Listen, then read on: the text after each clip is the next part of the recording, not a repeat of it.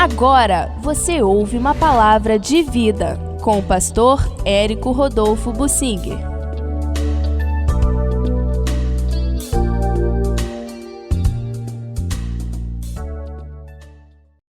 A justiça do mundo não se afina com Deus e acaba estimulando o erro.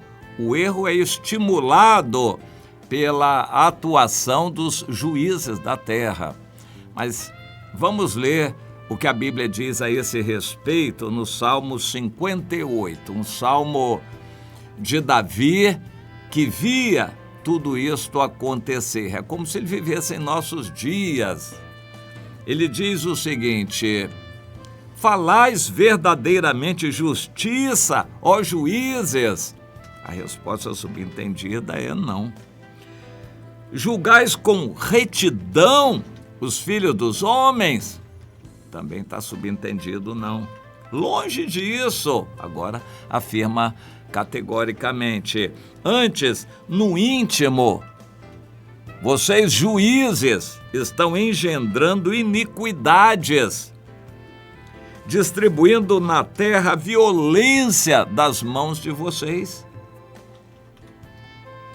Os ímpios se desviam desde a sua concepção, nascem e já se desencaminham, proferindo mentiras. Tem peçonha semelhante a peçonha de serpente, são como uma víbora, para não ouvir a voz dos encantadores. São assim as pessoas. O homem natural, a perversidade já está no coração da criança e ela é estimulada pela atuação dos juízes. Cabe aos pais, nos primeiros anos de vida da criança, repreender esse instinto natural de pecado. Salomão diz isso: a iniquidade já nasce no coração da criança, mas a vara da disciplina afasta. Pois é, criança fazer manha, brigar com outra, fazer maldade com outra quando ela está irada, ou pegar alguma coisa que é de outra criança, isso é comum, é da natureza humana com a qual a criança já nasce. Mas os pais têm que corrigir, reprimir essa atitude. Bem, quando a pessoa cresce, quem tem que fazer isso são os juízes da terra, as autoridades que foram levantadas. Mas aí Davi via que naquela época juízes e autoridades já agiam por interesses e acabavam julgando sem retidão e não fazendo justiça verdadeira. Parece que ele vivia em nossos dias. Há uma revolta muito grande na nação brasileira contra o judiciário, representado pelo STF. Quando se fala em STF, as pessoas dão aquela risada de zombaria. Eu vou acreditar, vou confiar em gente que está ali colocada por política, por interesses. Mas não é só no Brasil, em todos os lugares há essa situação. Quem está na cadeira de juiz para julgar, na verdade foi colocado por interesses e ele vai defender interesses dos outros e, claro, principalmente dele também. E isto acaba estimulando o erro. O Brasil tem alguns exemplos interessantes. A justiça determinou que, por causa da pandemia, e que não acabou, a polícia não pode entrar em certos lugares para policiar, para fiscalizar. A polícia não pode entrar em certos lugares. Está proibida pela justiça de policiar certos ambientes. Isso no Brasil. A prova tem que ser bem clara para justificar uma ação da polícia. Por exemplo, alguém falou que havia uma carga de entorpecentes, de armas num determinado carro. A polícia vai lá e aborda e apanha.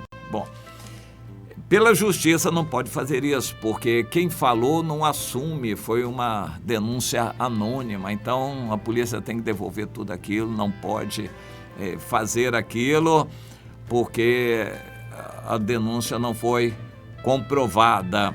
E assim por diante, há provas que são claras, mas que não podem ser consideradas segundo a justiça humana, porque a pessoa, por exemplo, não pode ser obrigada a gerar provas contra ela mesma. É apanhada com a boca na botija, em flagrante, mas por causa da prova não ser válida, não adianta nada. A pessoa, a mesma coisa que não tivesse feito nada, está totalmente inocente. Isso é justiça. No Brasil, dessa maneira, isso estimula o erro, o crime compensa no Brasil. Infelizmente, não é só no Brasil, muitos outros países do mundo estão dessa maneira. O cristão tem que saber, nós estamos em um ambiente que não é nosso. Nós somos emprestados aqui, peregrinos e forasteiros. Aqui não é o nosso lugar, aqui não é lugar de descanso na terra, não é para nós esperarmos justiça. Jesus diz que é bem-aventurado aquele que tem fome e sede de justiça. A gente fica indignado com a justiça torcida, mas o que a gente faz? Olha para o Senhor, a gente espera em Deus. E o Senhor diz lá em Romanos, no capítulo 12, não vos vingueis, amados, mas dai lugar à ira de Deus. O Senhor diz, é a mim que pertence a vingança, sou eu, o Senhor, que retribuirei. Não cabe a nós fazermos justiça, muito menos com as próprias mãos, mas nós entregamos ao Senhor. Mas e se alguém vem e me bate numa face, assim, sem motivo nenhum, o que eu vou fazer? Eu vou dar a outra face, não revidar. Vou dar a outra face. Quando eu faço isso, eu desmonto o agressor e dou um testemunho para os que estão à volta. Levo prejuízo, sim, apanhando numa face, mas eu transformo esse prejuízo numa ocasião de testemunho do Evangelho. O exemplo é Jesus, que apanhou, sofreu e não revidou. Jesus podia ter ficado indignado, Senhor, manda uma legião de anjos e desce fogo nessa gente aqui. Jesus não fez isso.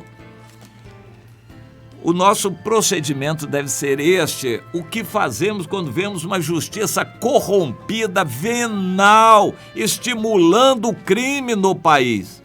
Nós oramos pelas autoridades, confiamos a Deus a nossa causa. Sim, quem vai nos proteger, guardar e defender é o Senhor. Se o Senhor não guardar a nossa casa, o nosso carro, o nosso trabalho, em vão nós vamos vigiar ou contratar vigilantes. É o Senhor quem nos guarda. O guarda de Israel não dormita nem dorme.